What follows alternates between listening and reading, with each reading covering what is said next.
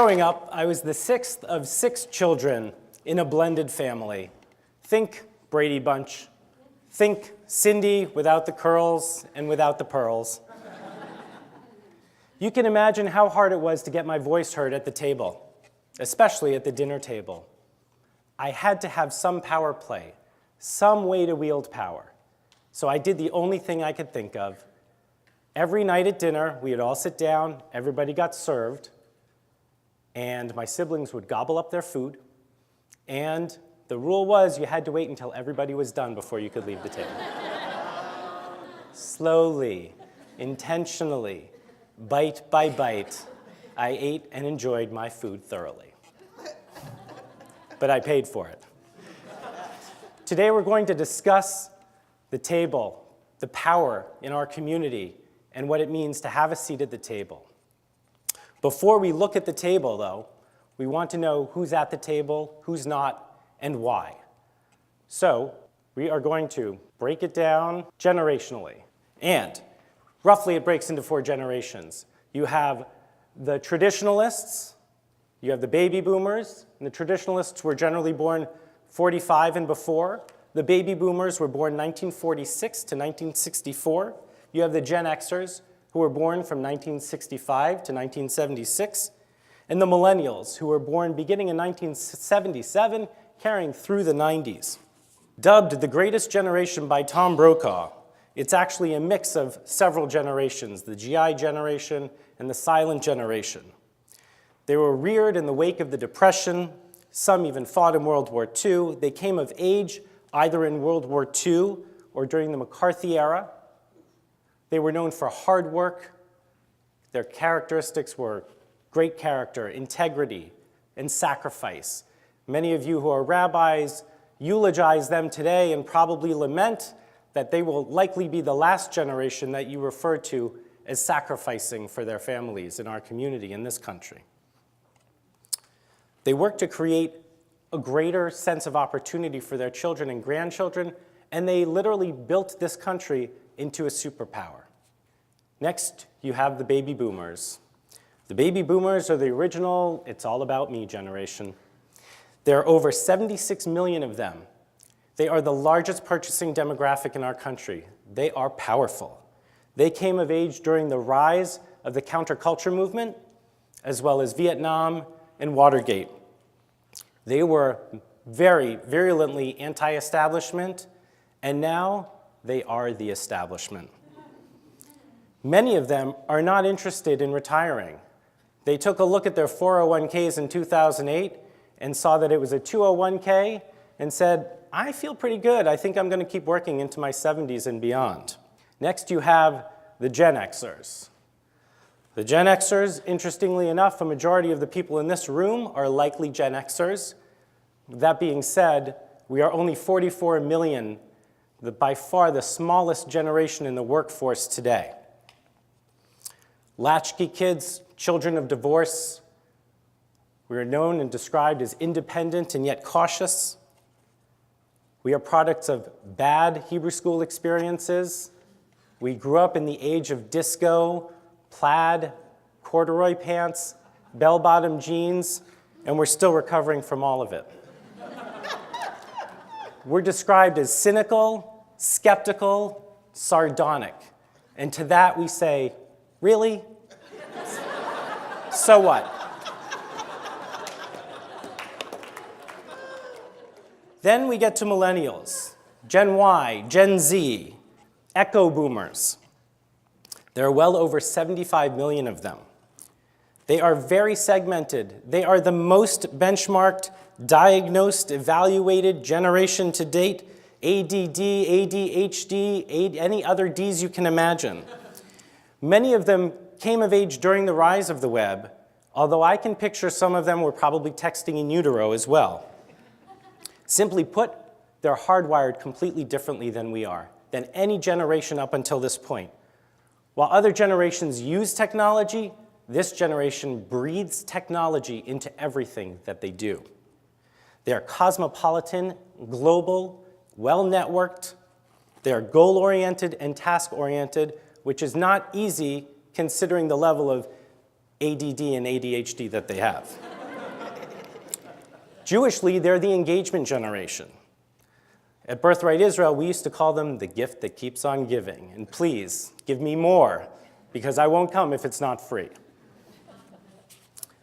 They tend to associate and not affiliate, and they float in between networks. Well, let's return to our tables of power. What's the table that we're really talking about? Nope, it's not that table. It's not this table either. But I guarantee if there were women at this table, it would have been a table a lot earlier, and hundreds of thousands of lives would likely have been saved.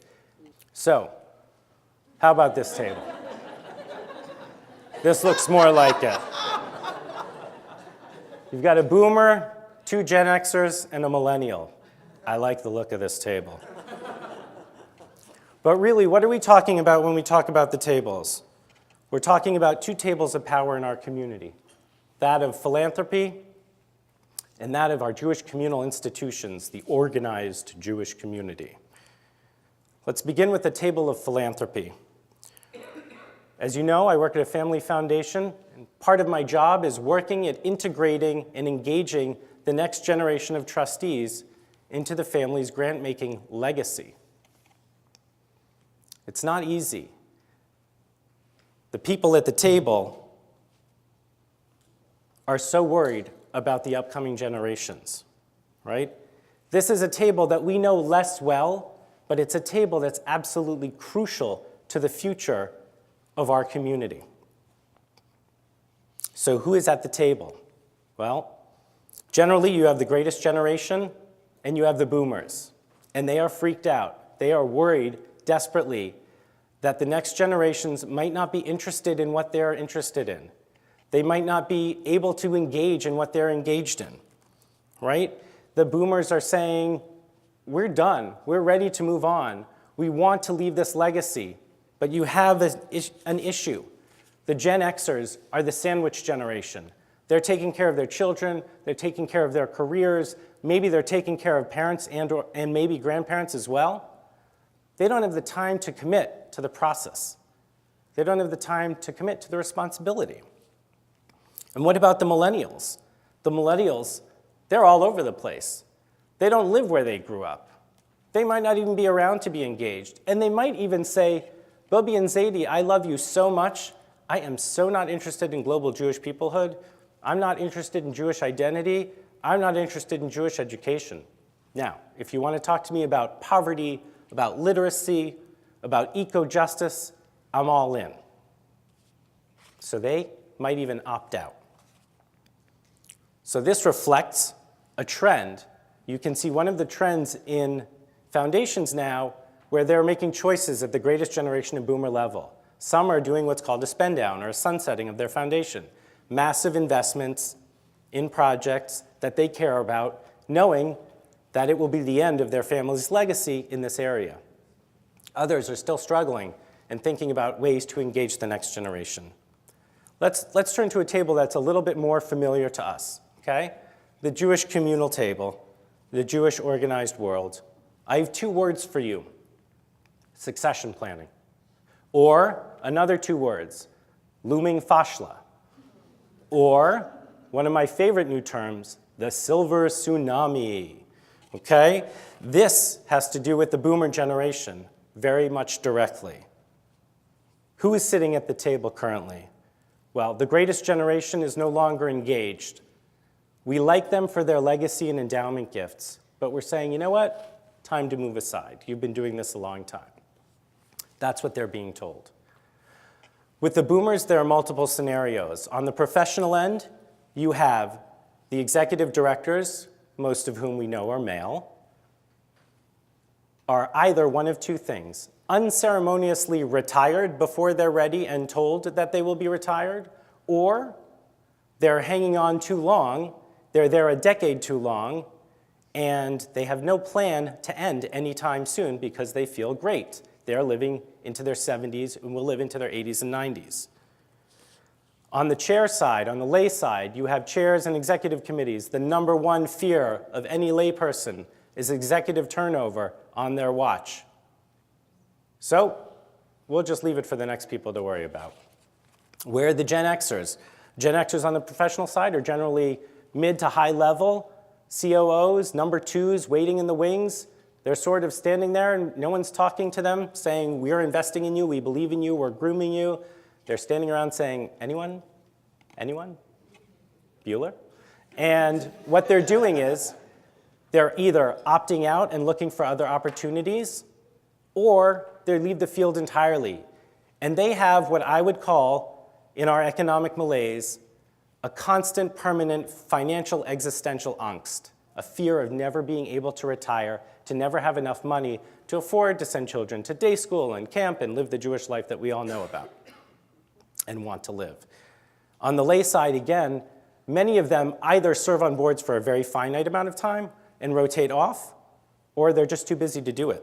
And what about the millennials? The millennials, they're not invited generally, and if they are, it's very much window dressing and ceremonial.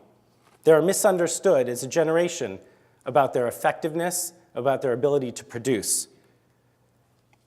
As an example, I was visiting a grantee of ours a few months ago. I went in to visit with them. I opened the door and saw that they had no table. There's no table. They had 2 sofas and a cubicle, 5 people in the room. The program director was Skyping with Tanzania. The marketing director was on a webinar for marketing executives of nonprofits. And there were 3 interns on the floor and on the sofa with laptops working on different projects. Now, this was an organization that was founded by someone who went to major Jewish agencies and said, I have this great idea that we can save the world Jewishly, and was told politely, we love your idea, we don't have the flexibility or the capacity to help you make it happen. Good luck. And so this person founded this organization. The budget is less than $500,000 a year. The average donor age is 32. The average gift is $500. And by the way, they've inoculated over 200,000 people in African villages across that continent. It's impressive. They'll opt out and they'll do it. So what do we do? I don't have the answers, certainly not all of them. I have a few ideas. In both cases, the table needs to be reimagined. It needs to be reconfigured. The rules that govern our nonprofits and our foundations are sometimes very rigid. The buy-in doesn't fit the world that we live in.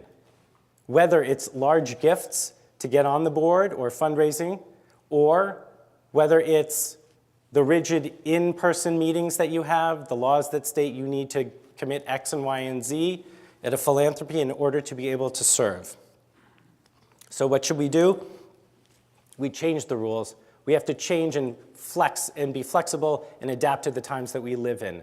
We need to learn about Google Chat and video hangout and count that as in-person meetings.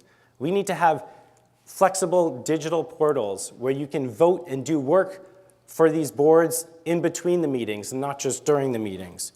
We can't hire executives without having a succession plan in place as we hire them and think about the long-term viability and sustainability of the agency. We need to create creative advisory board spaces. You know what? Everybody needs a social media marketing plan these days. Guess who's really good at social media marketing? The millennials, right? And for goodness sake, if you're a JCC or a synagogue or a temple, I'd like to introduce you to this really cool thing called PayPal, okay? Your checkbook called and said it wants to go back to the 90s. It's unbelievable. Last thought, when Obama was elected, he created an office called A Seat at the Table, and you can go on the website and find it. When he speaks at colleges and universities, he says to graduates, I want you to see where you need to get to, be the seat at the table, be the voice of change that you want to be, and do what you need to do to get it done. The only thing that stops you is your own imagination. Well, with multiple generations living well into their 90s and beyond now, we've got an issue.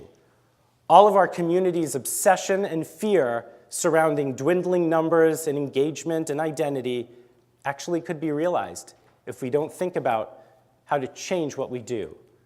Today I'm proposing a paradigm shift. It used to be, we would say, midor ledor, from every generation to the next. And now what I think we need to be saying is kol dor biyachad, every generation together. Let's figure out how to do it. Thank you.